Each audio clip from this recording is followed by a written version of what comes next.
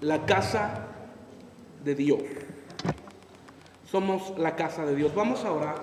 Señor, te damos gracias porque tú eres bueno, porque para siempre y siempre es tu misericordia, Señor. Oramos tu favor, tu gracia, Señor, en medio de nosotros. Padre, conforme a tu palabra, Señor, dice en Apocalipsis que este es el testimonio de Jesús, el espíritu de la profecía. Y hoy quiero pedirte, Señor, con todo el corazón, que seas tú hablándonos, que seas tú dirigiéndonos, que seas tú guiándonos, Señor, en el nombre de Cristo. Queremos crecer, queremos aprender, queremos ser más como tú, Señor. Porque entendemos claramente que el propósito del cristianismo, entendemos el propósito de conocerte, el propósito de nacer de nuevo, es cada día ser más como tú, Jesús. Sabemos que es difícil.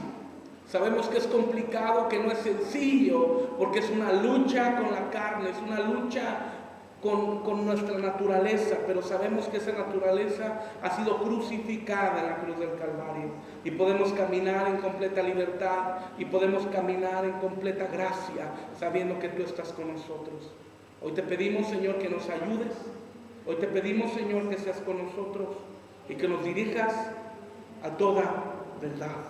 En el nombre de Cristo, amén y amén. Aleluya. Bueno, vamos a 1 Corintios, por favor. Primera libro del apóstol Pablo a los Corintios, capítulo 3, versículo 9. ¿Alguien que lo pueda leer, por favor? 1 Corintios, capítulo 3, versículo 9. Porque nosotros somos colaboradores de Dios y vosotros sois la labranza de Dios, el edificio de Dios. Así es. Porque, di conmigo, ¿me habla a mí? Se refiere a cada una de las personas, de los miembros de la iglesia, porque nosotros somos colaboradores de Dios. ¿Qué implica esto? Que tú y yo tenemos un llamado, somos siervos de Dios, ¿verdad? Y somos labranza de Dios, somos hechos, dice Génesis, a imagen y semejanza de Dios. Y terminamos con esta frase del último versículo, que es donde vamos a centrarnos el día de hoy. Somos edificio de Dios. ¿Somos? Edificio de Dios.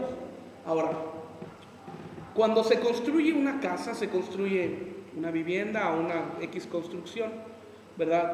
Sin demeritar ninguna profesión, todas son respetables, sino por dar el ejemplo, por cuestión de la visión, ¿verdad? Con todo respeto lo voy a decir. Si una persona, un albañil, tú le preguntas qué está haciendo, él te va a decir: estoy cavando un hoyo, estoy haciendo un cuarto, estoy haciendo una pared, porque esa es la visión, a eso fue delegado. Pero si le preguntas a un arquitecto qué está haciendo, él te va a decir: estoy haciendo un edificio, una construcción.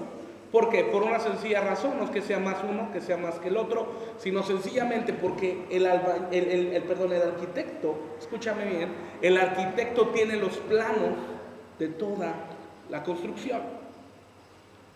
Dios no hace nada al azar. ¿Qué pareciera que alguien de nosotros construyéramos una casa al azar? Es decir, bueno, hoy construimos un cuarto, mañana otro cuarto, pero cuando estamos a punto de terminar se nos olvidó poner el baño. ¿Y esto qué significa? Que no tenemos planos. Di conmigo, planos.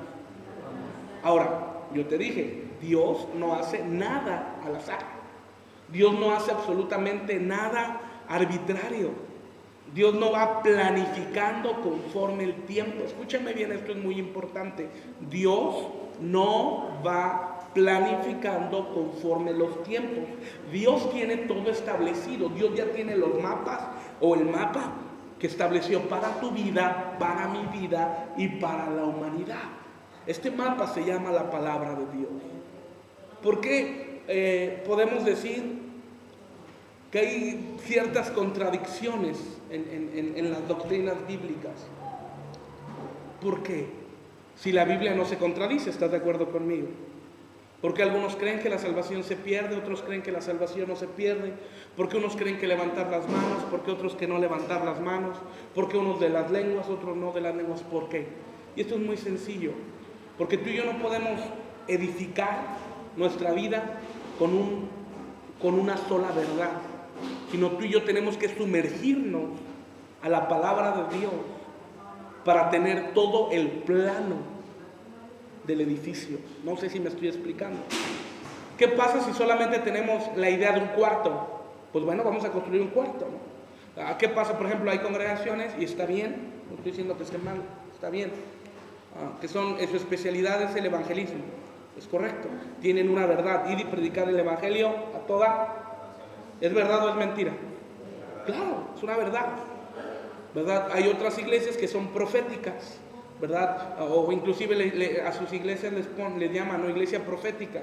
¿Por qué? Porque su verdad, o en la verdad que están centrados, es la profecía. Hay otras iglesias donde el pastor, Dios lo llama a ser apóstol, y su verdad es crear apóstoles, ¿no? Tú sabes que yo sabemos perfectamente que hoy en día está la funcionalidad del ministerio quíntuple de Efesios 4. Apóstoles, profetas, evangelistas, pastores y maestros. Esos son los ministerios a la iglesia local y a la iglesia en el mundo. Y en la iglesia local hay 4 ministerios más: ancianos, diáconos, ayudas y gobernaciones, ¿verdad? Entonces, tenemos que estar cimentados en la palabra para tener un plano completo. Por eso yo te dije a partir de la semana pasada, si no mal recuerdo, que cada reunión tenemos que aventarnos un clavado en las escrituras, para no solamente tomar una verdad, sino tener todo el plano. Y un plano que tenemos que establecer, o un fundamento que tenemos que establecer para poder avanzar y construir. ¿Qué pasa si no hay fundamento sobre un edificio? Se cae, es endeble, es frágil. Yo recuerdo a una cuadra de casa de mi mamá, a espaldas, estaban construyendo una casa muy bonita, y la parte de la cochera se les cayó varias veces, 3 o 4 veces, y la levantaban, y en una ocasión pusieron 2 viguetas y se les cayó, y se les caía, y un día menos pensado tumbaron la casa completa. Ya estaban a punto de terminarla. Y yo recuerdo que llevaron una máquina y empezaron a escarbar. Y me llamó mucho la atención porque pues, era muy notorio, porque llevan varios años construyendo y se caía. Y le pregunté a una persona y le digo, ¿qué pasó? Y me dijo esto sorprendente, tan sencillo. Lo que pasa es de que a los que construyeron la casa por primera vez, la diseñaron para un piso y se les pasó poner cimiento.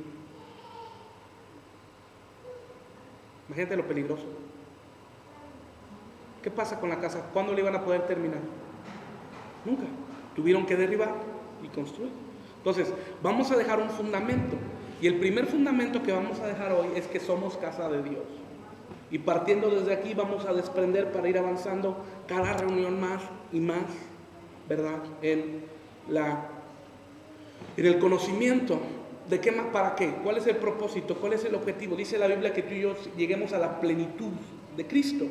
Es decir, que cada día tú y yo nos podamos parecer más a quién, a Cristo, ¿verdad? Por eso somos cristianos, porque queremos reflejar a Cristo, ¿no? Queremos reflejar a Cristo, de tal manera que tú tengas una conciencia de la palabra. Entonces, vamos al primer aspecto de que somos casa de Dios, edificio de Dios. Ahora, un aspecto antes de ir al primer punto. Si entendemos que tú y yo somos edificio, significa que alguien está construyendo. Y esto es la antesala del fundamento. Tú y yo tenemos que entender que la persona que está construyendo nuestro edificio, nuestra vida, es Cristo. Y cuando entendemos que quien está construyendo nuestra vida es Cristo, podemos tener reposo. ¿En qué sentido? Porque sabemos que cada situación que vivimos, por difícil que sea, escúchame, que cada situación que vivimos, por difícil que sea, por complicada que sea, por terrible que sea, Dios tiene un plan. Porque el constructor es Cristo. Porque el constructor es Cristo, ¿verdad? Entonces, Él va a traer situaciones para moldear nuestro carácter, ¿verdad? ¿Qué pasa cuando se construye una pared en obra negra? Pues por eso se llama obra negra, ¿verdad? Así se queda. Hay que resanarla. ¿Y qué pasa si quedó mal? Pues hay que, ¿verdad?, quitar, poner. Y si vamos a colgar un adorno, ¿qué hay que hacer? ¿Se pega solo o hay que taladrar? Y si el ladrillo dijera, o tuviera sentimientos, te gritaría que le duele o le causa cosquillas la taladrada. Duele. Entonces, hay una área donde Dios tiene tratos personales, ¿verdad? Por eso es muy importante que podamos asistir todas las reuniones. El miércoles estamos hablando, ya terminamos la serie de las 7 relaciones básicas, ¿verdad? Y ahorita estamos hablando de el barro y el alfarero. Y una de las relaciones básicas son con los tratos personales. ¿Qué son los tratos personales? Todas aquellas cosas que Dios va a hacer en nuestra vida, escúchame, todas aquellas cosas que Dios va a hacer en nuestra vida para hacernos dóciles a Él. Cada situación que vivimos, cada situación que pasamos nos ayuda a ser dóciles a Cristo. El ejemplo claro es Job, el de la Biblia. Llegó un punto donde Job se dio cuenta, donde maduró y supo que el plan de Dios no era destruirlo. Tú puedes leer los 42 capítulos del libro de Job y tú te puedes dar cuenta, y pues si no tenemos un concepto claro y una revelación correcta, podemos decir que Dios enseñó con Job y que Dios trajo dolor y que le gustaba sufrir, ver sufrir a Job, cosa que no es verdad. Pero si somos específicos y vemos el núcleo del libro de Job, Job 19:25, dice: yo sé que mi Redentor vive y al fin me levantará del polvo. Ese es el núcleo del libro de Job, Job 19:25. Yo sé que mi Redentor vive y al fin me levantará del polvo. Entonces Job nos da una claridad en esto. Escúchame, a ti y a mí como edificios, a ti y a mí como construcción de Dios, que lo que Dios hace jamás será para destruirnos, sino será para que tú y yo reflejemos a Cristo, para que tú y yo reflejemos a nuestro Redentor. Amén. Bueno, empecemos. Número 1, si tú y yo somos la habitación de Dios, significa que tú y yo tenemos un propósito. Si tú y yo somos la habitación de Dios, significa que tenemos un propósito. Efesios capítulo 2, versículo 22. Efesios capítulo 2, versículo 22.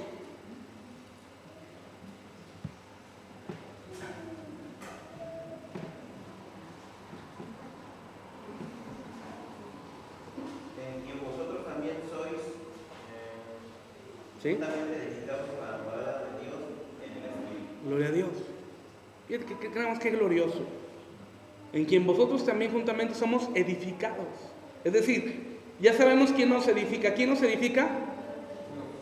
Dios, Cristo, ¿verdad? Entonces, ¿qué significa edificar? Levantar, construir.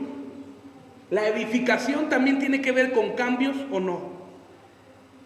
Cambios de un estado natural, donde cada día vamos a dejar de ser naturales o carnales conforme a la palabra, y cada día seremos más como el Señor. Entonces, cuando entendemos que somos habitación de Dios, podemos saber que hay un propósito. Dicen que en vosotros, es decir, la iglesia, también sois juntamente, es decir, todos juntos. Hay un plan personal y hay un plan de iglesia. Sois juntamente edificados para morada de Dios en el Espíritu. Entonces entendemos dos propósitos en este versículo. Número 1, el propósito principal de la iglesia es ser morada, ser habitación de Dios en la tierra. Por eso este principio es: cuando tú y yo somos casa de Dios, significa que somos habitación de Dios.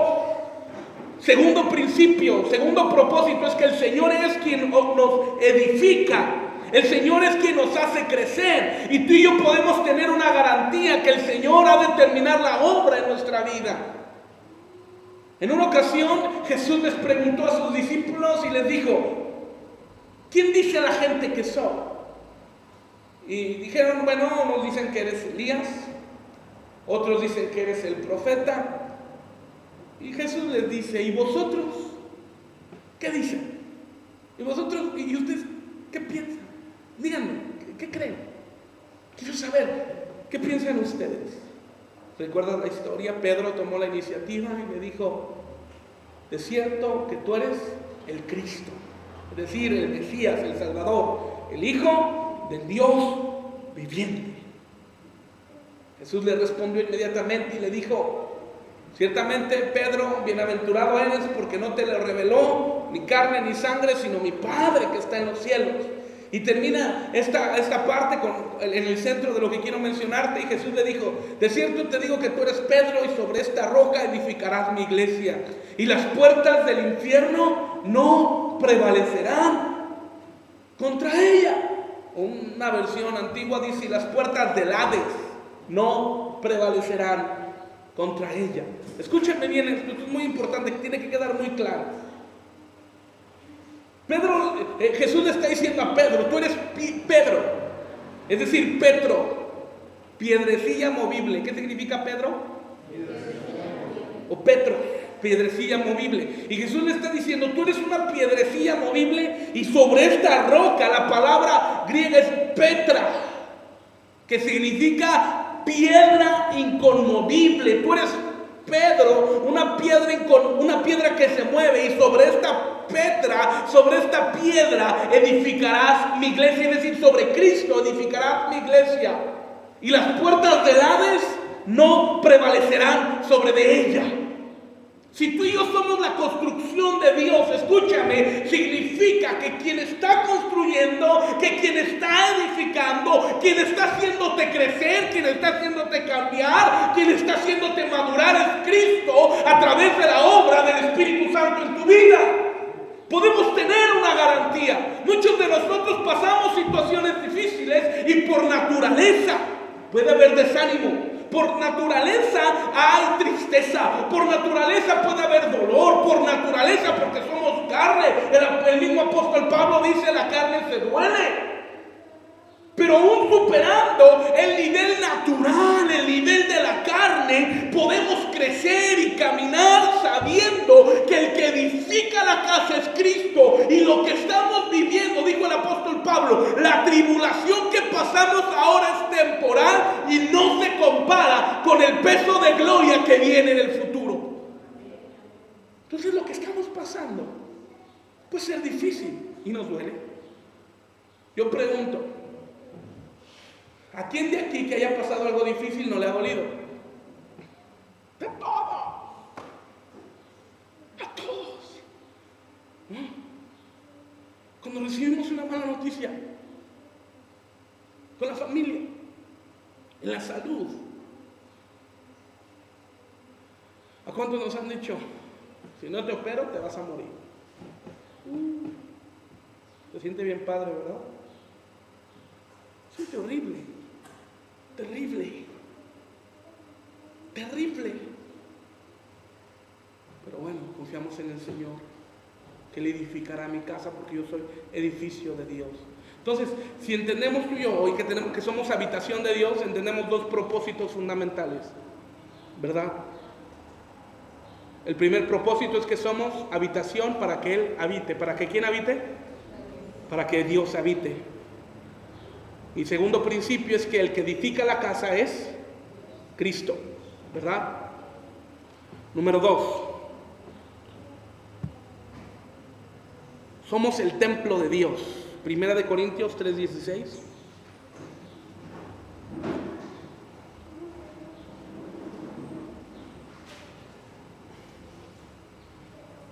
Primera de Corintios capítulo 3 versículo 16. Dice: templo de Dios, y que el Espíritu de Dios mora en vosotros. 17. Si alguno destruye el templo de Dios, Dios le destruirá a él, porque el templo de Dios, el cual sois vosotros, santo es. Así es. Entonces sabemos ya que somos habitación de Dios, que tenemos un propósito. Propósito 1, ser habitación de Dios. Propósito 2, o fundamento 2, saber que el que edifica es Cristo. Número 2, al ser templo de Dios, esto implica, amados, que vamos a ser reflejo de Cristo, es decir, va a haber un trato en el carácter.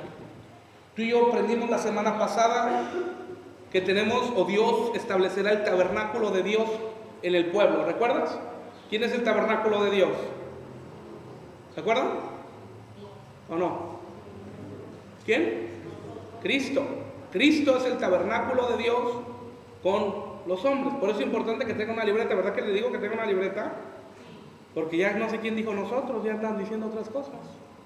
Tráiganse una libreta y anoten, porque todo lo que se enseña puede ser, o bueno, no puede ser, yo creo que puede ser de bendición, y así lo pueden repasar en su casa y pueden seguir siendo edificados. Bueno, entonces, cuando entendemos de que Él es el tabernáculo de Dios, que es Cristo, dice Apocalipsis 21:3, Él es el tabernáculo de Dios con los hombres, Juan 1 también lo dice, entendemos lo siguiente. Este versículo, el versículo 16 y 17, lo repito, dice: ¿no sabéis que sois templo de Dios? Está hablando a la iglesia, y que el Espíritu de Dios mora en vosotros. Y si alguno destruye el templo de Dios, Dios le destruirá a él, porque el templo de Dios, el cual sois vosotros, santo es. Escúchame, uno de los tratos que Dios va a tener con la iglesia es en el carácter. Cuando entendemos que somos templo de Dios, sabemos ya que hemos sido edificados por Cristo, sabemos que somos habitación de Dios, y ahora vamos a tener un fruto. El fruto será el carácter de Cristo. Cada uno de nosotros, a medida que avanzamos en el Señor, escúchame, no que avanzamos en el tiempo de ser cristianos, sino a medida que avanzamos en el Señor. ¿Cómo es esto? Porque puede haber cristianos de 30, 40 años que se sigan comportando como bebés. ¿Sí me explico? O pueden ser adultos o jóvenes, ¿verdad? Jóvenes que me digan: no, yo no estoy para correcciones. Jóvenes que me digan: yo no estoy para disciplina. Me voy. Pues es un niñote. Pues está bien, yo ya no te voy a dar biberón, que alguien más te dé biberón. Yo ya no, ya me cansé. Porque no crecemos. Yo me refiero a los cristianos que avanzamos en Cristo. ¿Cómo es avanzar? Que leemos la palabra continuamente, que oramos, que ayunamos, que venimos a la iglesia, que estamos creciendo. Es decir, nuestro carácter tiene que ser cambiado. El libro de Gálatas nos habla de los frutos de la carne: ira, contiendas, pleitos, disensiones, herejías. Sería redundante mencionar cuáles son las obras de la carne en cada uno de nosotros, ¿sí o no? Porque cada uno de nosotros sabe en qué área está fallando en nuestro carácter, ¿sí o no? Cada uno de nosotros sabe en qué área está deficiente. O como se dice ahora, cada uno de nosotros sabemos cuál es el área de oportunidad que tenemos para desarrollar. Entonces, cuando entendemos, escúchame, que somos templo de Dios, hay una consecuencia: tenemos que dar un fruto, el carácter de Cristo. El carácter de Cristo. Y hay una sola forma de desarrollar el carácter de Cristo. Bueno, uno, estar plenamente conscientes de que somos templo de Dios. Número dos, yendo a la palabra, lo más importante, para que se cumpla en nosotros. Gálatas 2:20 dice: con Cristo estoy juntamente crucificado, ya no vivo yo, mas vive. Y lo que antes vivía en la carne, ahora lo vivo en la fe del Hijo de Dios, ¿verdad? Entonces, como fruto de ser casa de Dios, nuestro carácter se va a desarrollar. Cuando hablamos de carácter fuerte, no significa que vamos a ser más explosivos. Muchos de nosotros somos así, o yo soy así, ¿verdad? Ustedes no, ustedes son blancas palomitas, se les ve la cara, ¿sí o no? Están muy callados hoy. ¿Qué tienen? ¿Están bien? ¿Tienen frío? ¿Les prendo los ventiladores? Para que por lo menos tiemblen de frío y se muevan. Están muy quietos hoy. ¿O se levantaron muy temprano o qué? ¿O no desayunaron? Está bien, ayunen, maten la carne. Entonces, escúchame, sigamos. Como fruto de saber, del ser el templo de Dios, ya hablamos del propósito, somos edificación de Dios, ¿verdad? Y Él habita en nosotros. Ahora somos un fruto, el carácter de Cristo. Número 3, como casa de Dios tenemos una responsabilidad. Somos habitación de Dios para un propósito, somos templo de Dios para desarrollar su carácter. Número 3, somos casa de Dios con una responsabilidad. Segunda de Timoteo 3:15, por favor. Segunda de Timoteo capítulo 3, versículo 15. Vamos a leer del 15 al 17.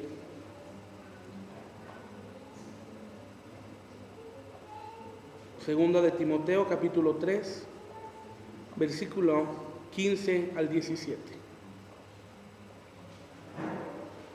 Desde el 14, bueno, lo voy a leer yo. Segunda de Timoteo 3, 14 al 17 dice: pero persiste tú en lo que has aprendido y te persuadiste, sabiendo de quién has aprendido, y que desde la niñez has sabido las sagradas escrituras, las cuales te pueden hacer sabio para la salvación por la fe que es en Cristo Jesús. Toda la escritura es inspirada por Dios y útil para enseñar, para redarguir, para corregir, para instruir en justicia, a fin de que el hombre de Dios sea perfecto, enteramente preparado para toda buena obra. Tenemos una responsabilidad. Cuando hablamos perfecto no significa en el concepto humano de perfecto de que caminamos así, ¿verdad? O el concepto humano, no, significa el reflejo de Cristo. Recuerden que la perfección es el reflejo de Cristo. Ahora en esta tierra no lo vamos a lograr.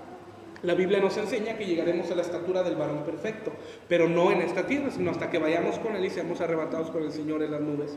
Pero sigue diciendo, pero persiste tú en lo que has aprendido y te persuadiste sabiendo de quién has aprendido.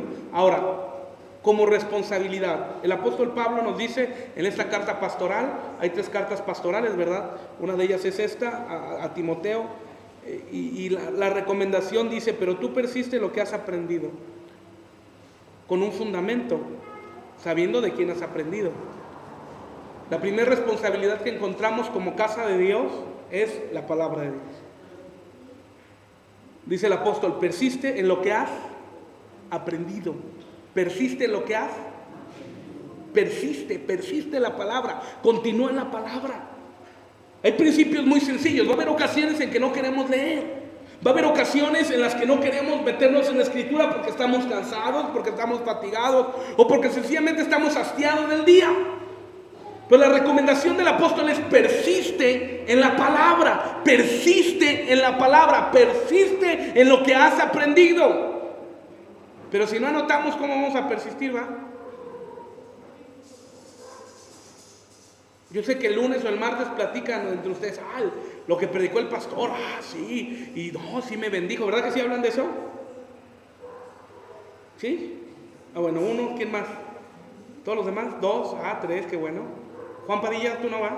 No es cierto. Es importante que podamos hablar, ¿verdad? Para sobreedificar, para bendecirnos. Porque una palabra que, por ejemplo, por familia, ¿no? Quizá lo que le tocó a uno no le tocó al otro. Y se pueden alimentar mutuamente. Pero la palabra dice, persiste. Entonces la primera responsabilidad como casa de Dios es persistir, ser constante. Nosotros somos muy dados a la inconstancia, ¿sí o no? Lo hacemos 1, 2, 3, 4 veces y después menguamos. Y después otra vez 1, 2, 3, 4 y otra vez menguamos.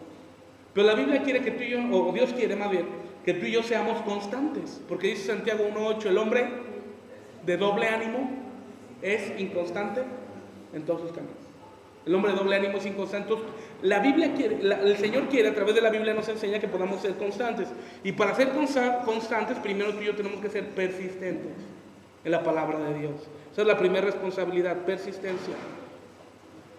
Sigue diciendo el versículo 15, que desde la niñez ha sabido las Sagradas Escrituras. Evidentemente en nosotros no se refiere a la niñez física, sino en la niñez espiritual. Cuando venimos a Cristo, recibimos a Cristo, hemos nacido de nuevo, y una vez que hemos nacido de nuevo somos bebés en Cristo y vamos creciendo, que desde la niñez has sabido las Sagradas Escrituras, las cuales te pueden hacer sabio para la salvación por la fe que es en Cristo Jesús, ¿verdad? 16 dice toda la Escritura y nos habla el ministerio de la Biblia. Di conmigo el ministerio de la Biblia. Y dice toda Escritura es inspirada por Dios. Bueno, tú sabes, desde Génesis hasta Apocalipsis es palabra del Señor inspirada por Dios y no hay error alguno en ella. ¿Está escuchando? No hay error alguno en ella. Yo acabo de escuchar a unas personas, hace un tiempo, que ahora traen de moda lo siguiente. Están buscando en la Escritura y dicen, es que tal versículo o tal versículo son errores. Dios me lo reveló.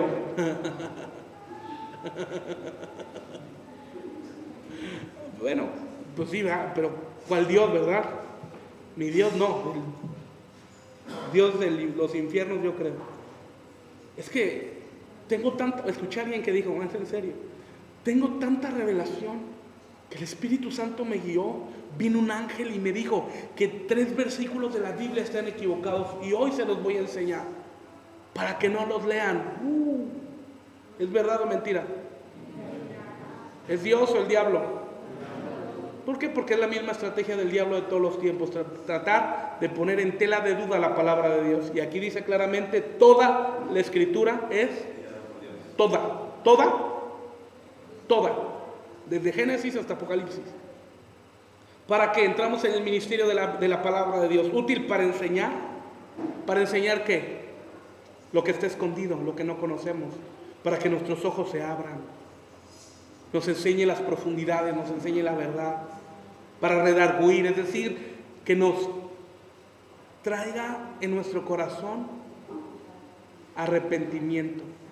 Hay una diferencia entre redarguir y remordimiento, podrían ser muy parecidos, pero el remordimiento trae condenación. ¿El remordimiento qué trae? Pero el redarguir trae arrepentimiento. Arrepentimiento. ¿Por qué?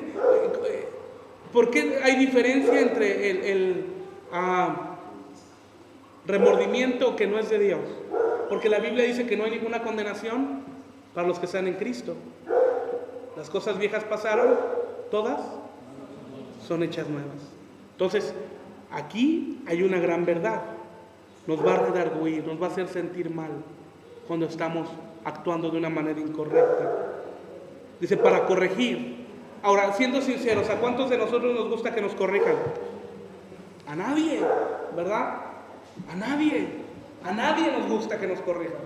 ¿Por qué? Porque tenemos un carácter, porque ya nos creemos ya muy adultos, porque mil razones. Pero a nadie de nosotros nos gusta que nos corrijan. Pero escúcheme, tú y yo tenemos que ser dóciles a la corrección del Espíritu Santo. Dóciles a la corrección de la palabra. Y de esta manera vamos a crecer en humildad para que el Señor haga su obra en nosotros. Y de esta manera reflejar a Cristo. Y de esta manera ser más como el Señor. Porque tenemos una responsabilidad. Recuérdalo. Avanzamos para instruir en justicia. ¿Qué es la justicia? Si hablamos en términos humanos, la justicia es la facultad firme y constante de darle a cada quien lo que le corresponde. Pero justicia con Dios es diferente. Justicia en Dios tiene que ver con amor, con misericordia y con gracia. La justicia de Dios implica esto, dos situaciones en Romanos 8. Dice, porque la paga del pecado es. ¿Eso es justicia, sí o no? Nosotros estábamos siendo encaminados hacia el infierno por nuestra manera de vivir. Pero ahora, termina el versículo, más la dádiva de Dios es vida eterna. Eso es justicia de Dios para sus hijos. Amor y misericordia. Y termina, ¿cuál es el fin de la responsabilidad? Versículo 17 de 2 de Timoteo 3:17 dice, a fin de que el hombre de Dios, y conmigo se refiere a mí, aquí hay un hombre de Dios, yo pregunto, levante la mano, ¿quién es hombre de Dios? Bueno, hombre y mujer de Dios. Eso, somos hombres de Dios. A veces malintencionamos el término, ¿verdad? El pastor es el hombre de Dios, sí, el pastor es hombre de Dios. Es que va a venir un hombre de Dios. Pues sí, son hombre de Dios, pero tú también eres hombre de Dios, ¿verdad? Mujer de Dios. Dice, a fin de que el hombre de Dios sea perfecto, enteramente preparado para toda buena obra. Es decir, la responsabilidad tiene un fin.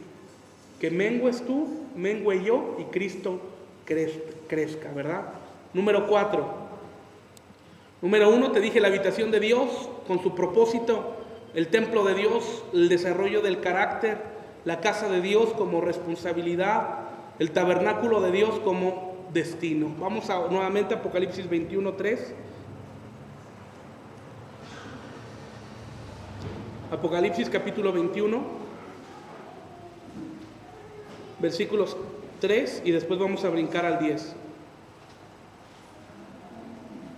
Si alguien lo puede leer, el versículo 3 y luego el versículo 10.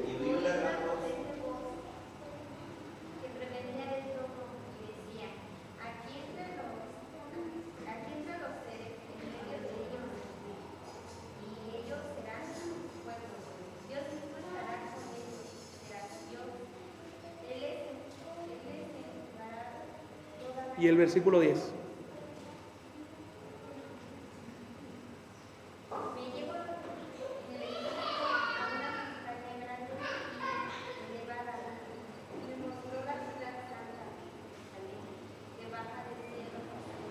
Así es.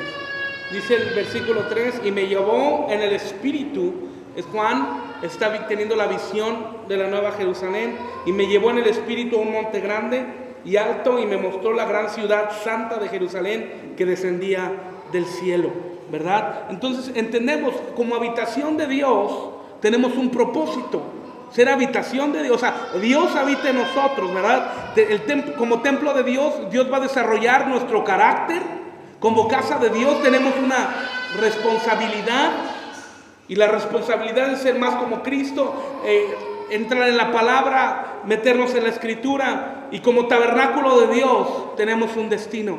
Nuestro destino no es el fracaso, nuestro destino no es la derrota, nuestro destino no es la situación que estemos viviendo, nuestro destino es un destino de gloria. Nuestro destino es un destino con el Señor, para vivir con Él eternamente y para siempre, ¿verdad? Y número 5 y último, ciudad de Dios, ¿verdad? Su gloria. Apocalipsis nuevamente 21, 10 y 11. Y dice: y me llevó en el espíritu a un monte grande y alto, y me mostró la gran ciudad santa de Jerusalén, que descendía del cielo de Dios, teniendo la gloria de Dios, y su fulgor era semejante al de una piedra preciosísima, como piedra de jaspe, diáfana como el cristal, y tenía un muro grande, y empieza a describirlo. Entonces, escúchame esto, es muy importante. Tenemos un futuro, y un futuro de gloria. La ciudad de Dios será una ciudad gloriosa. Entonces, terminando, recuerda, somos casa de Dios, y como habitación de Dios tenemos un propósito, ¿verdad? Ser habitación del Señor. Y como este propósito tenemos un fundamento, que el Señor mismo es quien edifica la casa. El Señor mismo es quien edifica nuestra vida. Como templo de Dios, Dios va a tratar con nuestro carácter. No será sencillo, pero es necesario. Yo les pregunto, ¿cuántos consideran, escúchame bien esto, cuántos consideran que es necesario que Dios trate con nuestro carácter? Levanten los 2 pies también, por favor. Es necesario que Dios trate con nuestro carácter. Es necesario. Necesitamos ser dóciles. Escúchame, porque a veces no somos tan ególatras, somos tan narcisistas. Es decir, o sea, nos enfocamos en nosotros mismos, que solamente nuestras oraciones son: Señor, dame, Señor, dame, Señor, dame, Señor, dame, ¿va? Y parecemos los niños chiquitos, ¿verdad? ¿Qué dice el niño cuando vas por el centro comercial? Papi, ¿qué lo otro? No. Y lloran, y le das 2, 3 nalgadas para que se callen. Pero pareciera que algunos de nosotros vamos igual con Dios. Señor, me das, y me das, y me das, y me das, y me das, y me das, y me das, y me das, y me das, ¿verdad? La Biblia dice: busca primeramente el reino de Dios, y todo se te será añadido, o todo vendrá por añadiduras, ¿verdad? Entonces oremos: Señor, ayúdame en mi carácter, crucifica mi carne, mata mi carne. Ahora, tenemos que entender este concepto, amados. No va a venir un ángel, te va a tomar y te va a crucificar, ¿verdad que no? ¿Qué tenemos que hacer? Di conmigo: rendir. Di conmigo: rendir. Voltea con el que está a tu lado y dile: ríndete. Cuando hablamos de rendición, no tiene que ver con pérdida. Cuando hablamos de rendición, como en el sentido natural, rendirse significa perder, derrotar. No. Cuando en Cristo hablamos de rendirnos, significa que nos arrojamos a los brazos de Jesús para que dejemos de vivir nosotros y viva Jesús en nosotros. ¿Por qué? Porque tenemos necesidad de que el Señor trate con nuestro carácter. Y escúchame, muchas de las cosas que vivimos, muchas de las cosas que pasamos, mejorarán cuando el carácter de Cristo se ha desarrollado en nosotros. ¿Cuántos problemas hubiéramos evitado? A ver, levanten la mano los casados. Si están juntos, a ver, agárrense de la mano así como si se quisieran. Como si se quisieran. Que la agarren, Domingo. Eso es, así como si se quisieran, como si estuvieran bien enamorados. Mano Modesto, no se hagan, lo estoy viendo. Los que están solteros, pues aprovechense, tío Juan, pues agarre a Ricky por lo menos, ¿no? Ahora, apágalo, hija, te me quedas viendo. Ahora, escúchame, no, ya bájenla. Escúchame. Dile que no estoy, mija, por favor, que me llame al rato. Ahora, ya bájenla. ¿Cuántos problemas se nos hubieran evitado si hubiéramos hecho esto? Nos hubiéramos quedado callados. A ver, ¿me están escuchando los casados? ¿Cuántos problemas hubiéramos evitado, tanto hombres como mujeres, si nosotros nos hubiéramos quedado callados? ¿Muchos o poquitos? No los oí. Dije, ay, solamente me pasa a mí, Dios. Líbrame de esta gran penumbra. Muchos. ¿Verdad? Porque ¿por qué me voy a dejar? La señora dice, no, ahí viene ahorita, y agarra el sartén, ahorita se me deje venir. Y a veces no es físico, ¿verdad? O terrible que sea físico, ¿verdad? No podemos tolerar jamás que un hombre le pegue a una mujer por ninguna razón. Por ninguna. No hay causa humana, aunque a veces se las merezcan. No es cierto. No hay causa humana para que un hombre le pegue a una mujer. No existe. Pero, y empieza la discusión, y pareciera que es la guerra. ¿Por qué se va a dejar uno y por qué se va a dejar otro? ¿Por qué me voy a dejar, pastor? Tengo mis derechos. Tu derecho y tu responsabilidad es ser más como Cristo.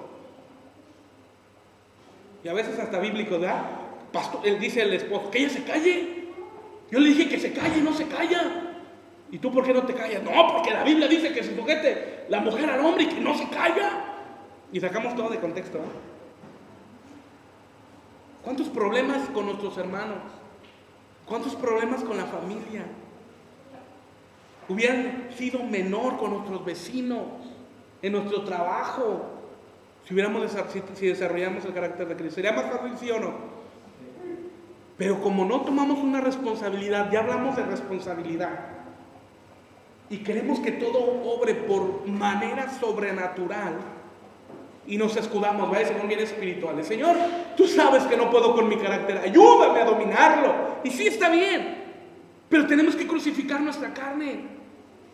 Pablo no dijo, y vino Cristo y me crucificó. No, con Cristo estoy juntamente crucificado. Es más, yo fui a la cruz a crucificarme. ¿Es sencillo? Pues claro que no. Cuando hablamos de carácter son cosas muy complicadas. Muy complicadas, porque en la deficiencia del carácter se desprenden muchos pecados. Muchos hombres andan buscando otras mujeres ya casados porque es que en mi casa no me quieren, es que en mi casa no me ponen atención, y es deficiencia del carácter.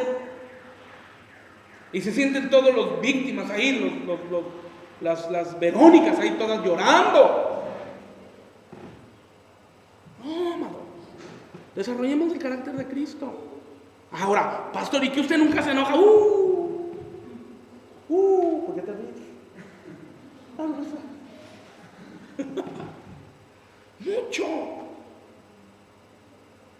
Mucho. Pero esto no implica que vamos a dejar que el carácter, que la carne nos domine. Por eso tenemos que desarrollar nuestro carácter como templo de Dios. Ya les di, ya hablamos, ¿verdad? Como casa de Dios tenemos una responsabilidad. Mantenernos un clavado en la Escritura. El apóstol Pablo dijo, persiste en esto. No menguemos. Persistamos en la palabra. Persistamos en la palabra. ¿Verdad? Al principio quizás si no leemos nada pues va a costar trabajo. Ahora desafortunadamente aquí luchamos contra lo espiritual y contra lo cultural. ¿Verdad? ¿Por qué contra lo cultural? Porque en México casi nadie lee. Es un problema muy serio. Casi nadie lee. Entonces es un problema espiritual y cultural, pero hay que vencerlo. Yo no te digo que leas un libro diario si no lees nada. Pero cuando hablamos de persistencia y de constancia, empieza con 2 minutos, con 3 minutos. Un versículo diario. Una semana, la siguiente semana aumenta a 2 versículos. Y te tardas 15 segundos y ya leíste una palabra para el día. Pero ya se me pasó, ahí mañana. Tenemos una responsabilidad. Ya hablamos también que el tabernáculo de Dios, Cristo, nos ha dado un destino de gloria, pasar la eternidad con el Señor. Y también viviremos en una ciudad, en la ciudad de Dios, una ciudad gloriosa. Amén. Pónganse de pie, por favor. Cierra tus ojos un momento.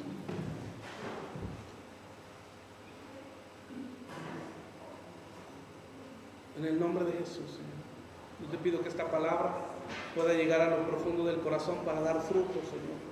Que pueda ser una palabra nutritiva, una palabra que nutre, Señor, el corazón, el alma, el espíritu y el cuerpo de mis hermanos, Señor. Que podamos crecer en el propósito, Señor, como casa de Dios y como fundamento, sabiendo que el que edifica es Cristo. Señor, que tengamos conciencia de que somos templo de Dios y que tú tendrás trato con nuestro carácter. En el nombre de Cristo, ayúdanos, Señor, en nuestro carácter. Ayúdanos a tener dominio propio. Dice tu palabra que no nos has dado espíritu de temor, sino de poder, amor y dominio propio. En otro apartado, el apóstol Pablo mismo dice que no nos has dado espíritu de temor para volver a estar en esclavitud, sino nos has dado un espíritu de adopción con el cual clamamos, Abba Padre. Señor, no queremos ser más esclavos del carácter, del mal carácter, Señor. No queremos ser más esclavos del pecado. Ayúdanos a reflejar a Cristo. Señor, como casa de Dios, ayúdanos en nuestra responsabilidad. Señor, a ser constantes en la palabra, a ser constantes en la palabra, Señor, a ser constantes en la palabra. De ahí, Señor, tomaremos vida. El mismo Señor Jesús dijo, porque en mis palabras hay vida. Señor, y muchos de nosotros estamos carecientes de vida, porque no hemos rendido nuestra vida al Señor, porque no escudriñamos la palabra. Que podamos ir a la palabra, Señor, para recibir vida en abundancia. Señor, que estemos conscientes de nuestro destino glorioso, que sabemos, Señor, que lo que estamos viviendo ahora, que la situación que vivimos, Señor, de problemas, de aflicciones, no es nuestro destino, no es lo que tú planeaste, que tú no lo estás haciendo para destruirnos, Señor, sino para formar el carácter del Redentor en nosotros. En el nombre de Cristo, Señor, trae esta claridad también de que un día viviremos en la ciudad tuya, en la nueva Jerusalén, eternamente para siempre, por siempre, en tu gloria. Ayúdanos, Señor, para crecer fuertes, para crecer nutridos, Señor, para que cuando Cristo venga encuentre a vírgenes, Señor, puras, santas, llenas de su lámpara, y no, Señor, una iglesia fatua, una iglesia impía, una iglesia insensata, como las vírgenes insensatas. Ayúdanos, Señor, a crecer para estar fuertes, preparar a la iglesia para la segunda venida de Cristo. En el nombre del Señor, Padre, con todo el corazón, que la palabra quede injertada en el corazón de cada uno, Señor, en el nombre de Cristo. Señor, te doy gracias porque sé que tú eres un Dios de obras completas, Padre, y que vas a terminar lo que has empezado en nosotros, Señor, en el nombre de Jesús. Amén, amén y amén.